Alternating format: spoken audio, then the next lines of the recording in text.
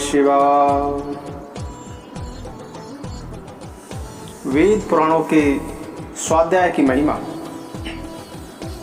सनत कुमार जी कहते हैं कि हे मुनि, जो वन के कंद मूल फल खाकर जंगल में तपस्या करता है और जो वेद की एक ऋचा का अध्ययन करता है, उन दोनों का समान फल होता है। जैसे सूर्य और चंद्रमा के बिना संपूर्ण संसार में अंधकार छा जाता है, उसी प्रकार पुराण के अध्ययन के बिना लोग ज्ञान रहित हो जाते हैं। इसीलिए सदा पुराण का अध्ययन करना चाहिए। पुराण का श्रवण करने से पापों का नाश होता है, धर्म की वृद्धि होती है एवं व्यक्ति ज्ञानवान होकर पुनः संसार के आवागमन के बंधन से नहीं पड़ता है। इसीलिए धर्म, अर्थ और काम की सिद्धि तथा मोक्ष मार्ग की प्राप्ति के लिए प्रयत्न पूर्वक पुराणों को सुनना चाहिए। सनत कुमार जी कहते हैं कि हे व्यास जी, विभिन्न प्रकार के दान सदा सत्पात्र को ही देने चाहिए। वे आत्मा का उद्धार करते हैं। स्वर्ण दान, गोदान और भूमि दान, इन उत्तम दानों को करके मनुष्य पापों से मुक्त हो जाता है। तुलादान, पृथ्वी दान और विद्यादान ये प्रशस्त दान कहे गए हैं। गाय, छत्र, वस्त्र, जूता एवं अन्न, जल ये वस्तुएं याचक को देते रहना चाहिए। जो मनुष्य शुद्ध चित्त से स्वर्ण दान करते हैं, उन्हें देवता लोग सब कुछ देते हैं। हे व्यास जी, इस लोक में विधान के साथ गाय का दान तथा तुला पुरुष का दान सभी दानों में सर्वश्रेष्ठ दान है। इसे करके मनुष्य वध आदि से होने वाले सभी पापों से छुटकारा पाता है। नरक प्राप्ति कराने वाले असत कर्मों का वर्णन।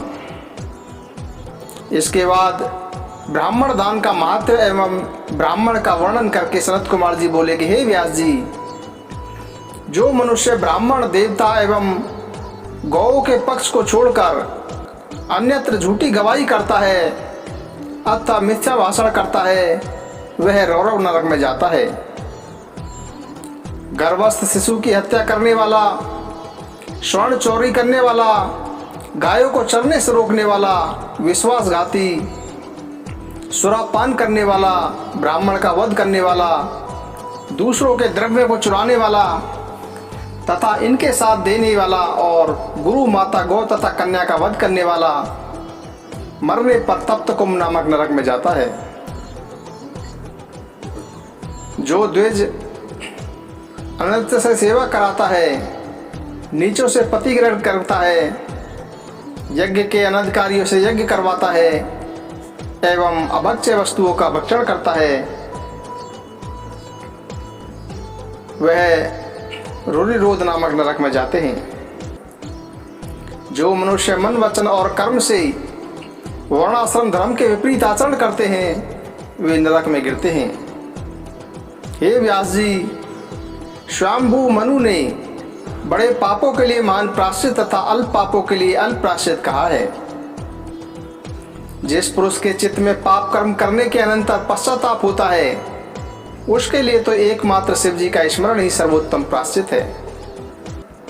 हे व्यास जी, नरक और स्वर्ग ये पाप और पुण्य के ही दूसरे नाम हैं। इनमें एक तो दुख देने वाला है और दूसरा सुख देने वाला है। ये सुख दुख तो मन के ही विकार हैं। ज्ञान ही परम ब्रह्म है। ज्ञान ही तात्विक बोध का कारण है। यह सारा चराचर विश्व ज्ञान में ही है। उस परम विज्ञान से भिन्न दूसरी कोई वस्तु नहीं है। व्यास जी बोले कि हे सनत कुमार, अब आप उस शिवलोक की प्राप्ति का वर्णन करें जहां जाकर शिव भक्त मनुष्य फिर नहीं लौटते हैं। सनत कुमार कहते हैं कि हे व्यास जी, शुद्ध कर्म करने वाले एवं अत्यंत शुद्ध तपस्या से युक्त जो मनुष्य है, प्रतिदिन शिव जी की पूजा करते हैं, वे सब प्रकार से वंदनीय हैं। शिव जी की कृपा का मूल हेतु तपस्या ही है। तप के प्रभाव से ही देवता, ऋषि और मुनि लोग स्वर्ग में आनंद करते हैं। जो पुरुष इस मनुष्य जन्म को पाकर अपना परम कल्याण नहीं करता है, वह मरने के बाद बहुत काल तक शोक करता रहता है। सभी देवताओं एवं असुरों के लिए यह मनुष्य जन्म अति दुर्लभ है, अतः उसे प्राप्त करके वैसा कर्म करना चाहिए जिससे नरक में न जाना पड़े। जब तक शरीर स्वस्थ रहे तब तक धर्माचरण करते रहना चाहिए, क्योंकि अस्वस्थ हो जाने पर मनुष्य कुछ भी करने में समर्थ नहीं होता। जिन्होंने शिव शिव तथा हर हर इस नाम का उच्चारण किया है, उन्हें नरक या यमराज से भय नहीं होता। संसार रूपी महारोगों का नाश करने वाले एकमात्र शिव नाम ही है। इसके अतिरिक्त अन्य कोई उपाय नहीं दिखाई देता है। मूर्ख प्राणी अधर्म का आचरण करने से हजारों जन्मों तक जन्म मरण के चक्रों में घूमते रहते हैं और उसी अधर्म के कारण अंधकार में पड़ा रहता है। अतः मनुष्य किसी श्रेष्ठ स्थान को प्राप्त कर प्रमाद न करे और विपत्तियों को सहकर भी सर्वदा अपने स्थान की रक्षा करे। सनत कुमार बोले, जिस प्रकार भीतर विष्ठा से परिपूर्ण घट बाहर से शुद्ध होता हुआ भी अपवित्र होता है, उसी प्रकार शुद्ध किया हुआ यह शरीर भी अपवित्र कहा गया है।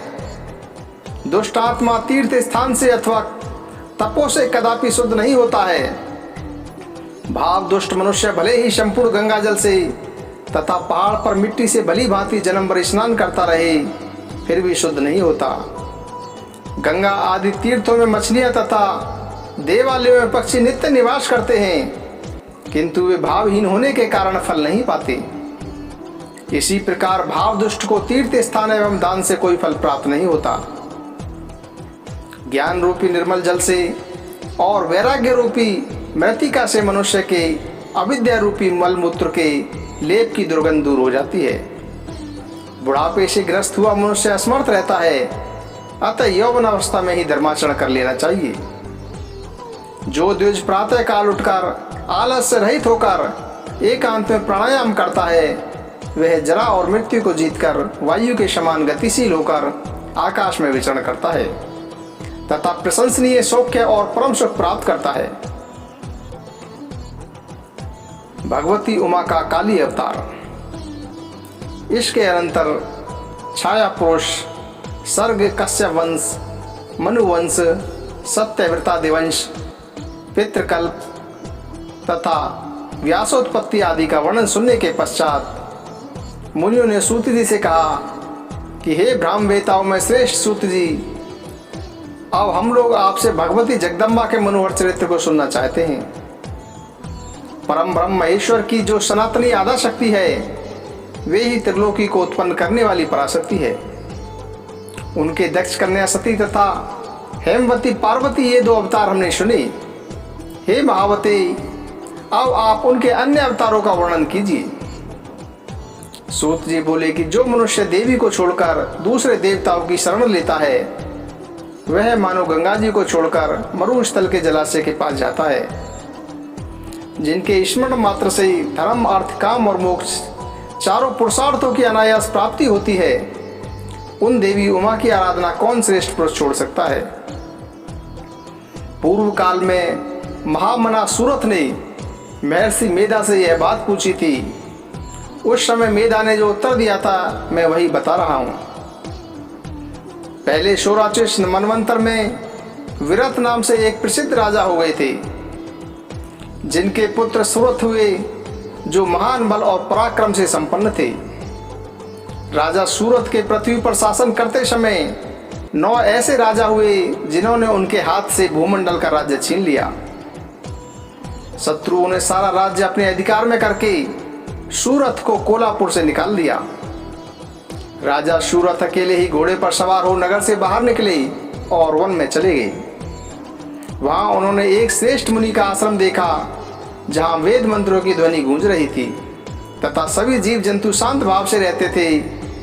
वहां जाने पर मुनीश्वर मेधा ने मीठे वचन तथा भोजन और आसन द्वारा नरेश का आदर सत्कार किया। एक दिन राजा सूरत चिंतित होकर कुछ विचार कर रहे थे।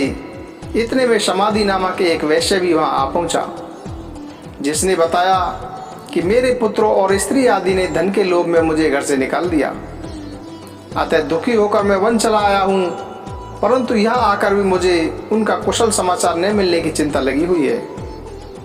इस प्रकार मोह से व्याकुल हुए वैश्य और राजा दोनों ने मुनिवर मेधा से अपनी व्यथा सुनाई और कहा कि हम दोनों का मन मोह से व्याकुल हो गया है। ऋषि बोले कि हे राजन, शक्ति स्वरूपा जगदम्बा सबके मन को खींचकर मोह में डाल देती है। हे नृपश्रेष्ठ, जिसके ऊपर जगदम्बा प्रसन्न होती हैं वही मोह के घेरे को लांग पाता है। राजा ने पूछा कि हे मुनि, वे देवी महामाया कौन हैं? किस प्रकार उनका प्रादुर्भाव हुआ? कृपा करके मुझे बताइए। ऋषि बोले, जल में निमग्न योगेश्वर भगवान केशव शेष की सैया पर बिछाकर योग निद्रा में शयन कर रहे थे। उन्हीं दिनों भगवान विष्णु के कानों के मैल से दो असुर उत्पन्न हुए जो भूतल पर मधु और कैटब के नाम से विख्यात हैं। वे दोनों भगवान विष्णु की नाभि से उत्पन्न ब्रह्मा को देखकर उन्हें मार डालने के लिए उद्यत हो गई। उस समय उन दोनों दैत्यों को देखकर तथा विष्णु को क्षीर सागर में शयन करते हुए जानकर ब्रह्मा जी परमेश्वरी की स्तुति करने लगे। हे अंबिके, तुम इन दोनों दुर्जय असुरों को मोहित करो और अजन्मा भगवान नारायण को जगा दो। ब्रह्मा जी की प्रार्थना करने पर जगत जननी महाविद्या फाल्गुन शुक्ला द्वादशी को शक्ति के रूप में प्रकट हुई, महाकाली के नाम से विख्यात हुई। इसके बाद जनार्दन ऋषि के इस निद्रा से उठे। उन्होंने अपने सामने मधु कैटव नामक दोनों दैत्यों को देखा। उन दैत्यों के साथ विष्णु का 5000 वर्षों तक बाहुयुद्ध हुआ। तब महामाया के प्रभाव से मोहित हुए दानवों ने लक्ष्मीपति से कहा कि तुम हमसे मनुवांछित वर ग्रहण करो। नारायण बोले कि यदि तुम लोग प्रसन्न हो तो मेरे हाथ से मारे जाओ, यही मेरा वर है। ऋषि कहते हैं कि उन असुरों ने देखा कि सारी भूमि जल में डूबी हुई है। तब वे केशव से बोले कि हम दोनों को ऐसी जगह मारो जहां जल से भीगी हुई धरती न हो। भगवान विष्णु ने अपना परम तेजस्वी चक्र उठाकर उन दोनों को दैत्यों को अपनी जांघ पर रखकर उनके सिर काट दिए। हे राजन, इस प्रकार मैंने आपसे काली की उत्पत्ति कह दी। अब महालक्ष्मी के प्रादुर्भाव की कथा सुनिए। देवी उमा निराकार एवं निर्विकार होकर भी देवताओं का दुख दूर करने के लिए युग युग में साकार रूप धारण करती हैं। वे लीला से इसलिए प्रकट होती हैं कि भक्तजन उनके गुणों का गान करते रहें। ऋषि कहते हैं कि हे राजन, पूर्व समय में महिषासुर के अत्याचारों से पीड़ित ब्रह्मादि देवों को प्रार्थना से प्रादुर्भूत महालक्ष्मी द्वारा महिषासुर का वध हो जाने पर इंद्र आदि सभी देवता देवी की स्तुति करने लगे, गंधर्व गीत गाने लगे और अप्सराएं नृत्य करने लगीं। इस प्रकार देवी महालक्ष्मी के अवतरण की कथा के उपरांत मेधा ऋषि ने महासरस्वती के प्रादुर्भाव का प्रसंग सुनाया। ऋषि कहते हैं कि हे राजन, पूर्व समय में शुंभ और निशुंभ नामक दो सहोदर प्रतापी दैत्य थे। उन दोनों भाइयों ने तीनों लोगों को आक्रांत कर रखा था। उन दोनों से पीड़ित देवगण हिमालय पर्वत पर जाकर देवी उमा का स्तवन करने लगे। देवताओं को स्तुति करते देखकर गौरी देवी ने उनसे पूछा, आप लोग यहाँ किसकी स्तुति कर रहे हैं? उसी समय पार्वती के शरीर से एक कन्या प्रकट हुई। उसने पार्वती जी से कहा कि हे माता, महाबली शुंभ निशुंभ से पीड़ित ये सभी देवता मेरी स्तुति कर रहे हैं। उस देवी ने सभी देवताओं से कहा कि आप सब निर्भय होकर निवास कीजिए, मैं आपका कार्य सिद्ध करूंगी। ऐसा कहकर वे देवी उसी क्षण अंतर ध्यान हो गई। एक दिन शुंभ निशुंभ के चंडमुंड नामक सेवकों ने उन देवी को देखा और उनके मनोहर रूप को देखते ही वे अत्यंत मोहित हो गए। तदंतर उन्होंने जाकर अपने स्वामी से सारा वृत्तांत सुनाते हुए देवी की अलौकिक सुंदरता का वर्णन किया। चंडमुंड के द्वारा कहा गया यह वचन सुनकर उस असुर ने देवी के पास अपना सुग्रीव नामक दूत भेजा और उससे कहा कि हे दूत, तुम हिमालय पर्वत पर जाकर उस सुंदर स्त्री को प्रयत्न पूर्वक मेरे पास लाओ। उसकी आज्ञा पाकर उस सुग्रीव ने हिमालय पर्वत पर जाकर महेश्वरी जगदम्बा को अपने स्वामी का संदेश सुनाया तथा उनसे शुंभ निशुंभ को पति रूप में स्वीकार करने का आग्रह किया। देवी बोली कि हे दूत, जो युद्ध में मुझे जीत लेगा और मेरा अहंकार दूर करेगा, मैं उसे ही पति रूप में ग्रहण करूंगी। तब सुग्रीव नामक दूत ने देवी का यह वचन वहां जाकर विस्तार पूर्वक अपने राजा से कह दिया। दूत की बात सुनकर शुंभ ने क्रोधित हो अपने सेनापति धूम्रलोचन को उस सुंदरी को बलपूर्वक लाने की आज्ञा दी। इस प्रकार शुंभ की आज्ञा प्राप्त कर धूम्रलोचन नामक दैत्य ने हिमालय पर जाकर उमा के अंश से उत्पन्न भुवनेश्वरी से कहा कि हे सुंदरी, तुम मेरे स्वामी के पास चलो, नहीं तो मैं तुम्हें मार डालूंगा। देवी बोली कि युद्ध के बिना मेरा जाना असंभव है।